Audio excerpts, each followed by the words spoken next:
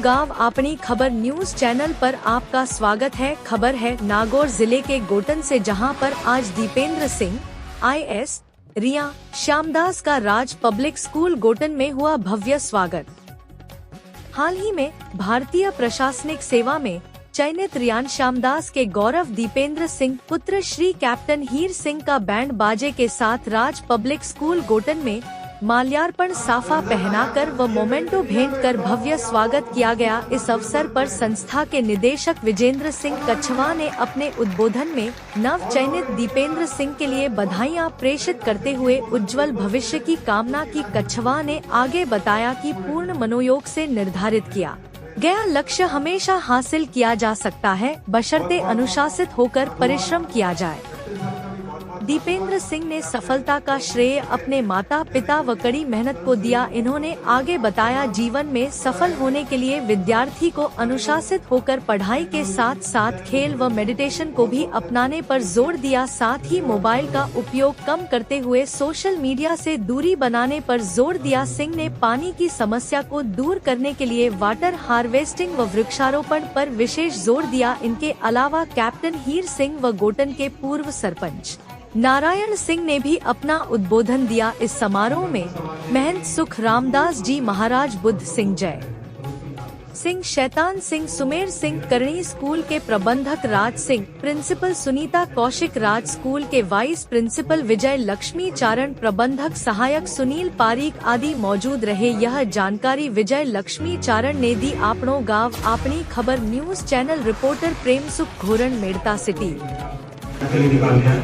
5 दिन जो आपकी क्लासेस लगी, सैटरडे को आप बैठ के उसको रिवाइज करें और उसको आप एक A4 शीट ले लें और आप कॉपी ले सकते हैं। उसमें आप स्क्रिबल करते रहें। जैसे मान लो आपने कोई भी कॉन्सेप्ट पढ़ा है तो उसको आप स्क्रिबल करें कि आज मैंने ये पढ़ा है, और उसको मन में रिकॉल करें। आप लिखते भी रहें और मन में उसको रिकॉल करें, और तो उससे क्या होगा कि आप एक लॉन्ग टर्म मेमोरी में आपकी वो चीज़ें सेटल हो जाएंगी। तो ऐसा नहीं है कि अपने को 7 दिन पढ़ना है, आप 5 दिन पढ़ो। आप ये रेगुलर बेसिस पे भी कर सकते हैं, रोज शाम को भी आप कर सकते हैं कि स्कूल में आपको जो कंसेप्ट पढ़ाया जा रहा है वो आप शाम को आए, बैठें, उसको वापस से रिवाइज करें।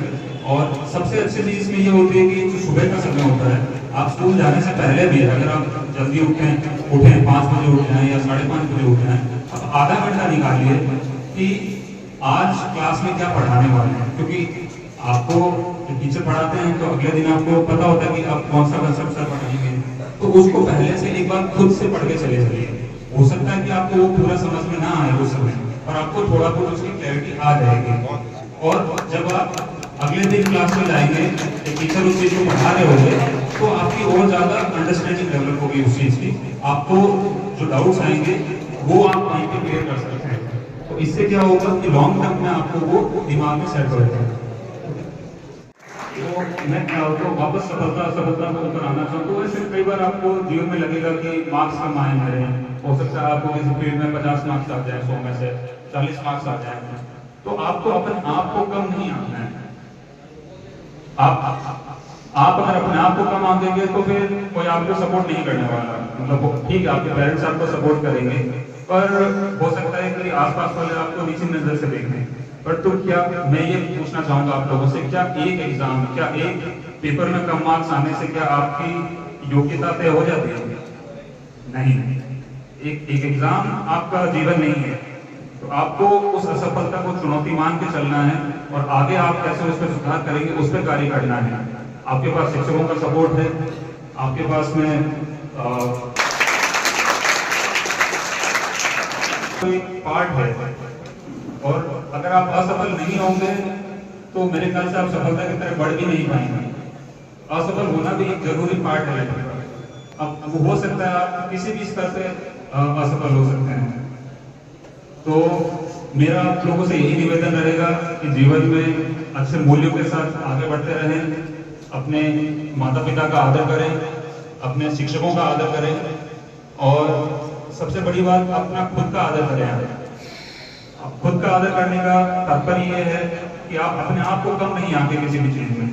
हो सकता है कि अभी आपको लग रहा हो आप ओवरवेल्म हो जा रहे हो चीजों से लेके, हो सकता है पढ़ाई से लेके हो जा रहे हो सकता है घर की परिस्थितियों से लेके आप हो जा रहे हो, अपने आप को कम महसूस कर रहे हो। परंतु ये देश अभी बहुत प्रगति पे है।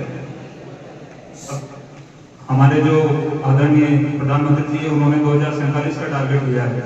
2047 में हम अपने आप को एक डेवलप्ड नेशन की तरह देख रहे हैं।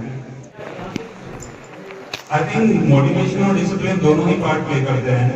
आपको पहले लाइफ में डिसिप्लिन होना पड़ता है, क्योंकि जैसे आपने बताया कि आर्मी बैकग्राउंड का, तो एक शुरुआत से ही टाइम पे आपको उठना, आपकी दिनचर्या स्टार्ट करना, आपका होमवर्क करना, और आप धीरे धीरे मतलब उन चीज़ों को अपने अंदर में समाहित कर लेना है। और मोटिवेशन हम कहीं से भी ले सकते हैं, हमारे समाज से ले सकते हैं, अपने पेरेंट्स के स्ट्रगल से ले सकते हैं। और जैसे कि मेरे को अपने दादाजी के स्ट्रगल से पता लगा कि मतलब जिंदगी में कितनी कठिनाइयों से सामना करके उन्होंने पिताजी को पढ़ाया, और पिताजी ने कितनी कठिनाइयों से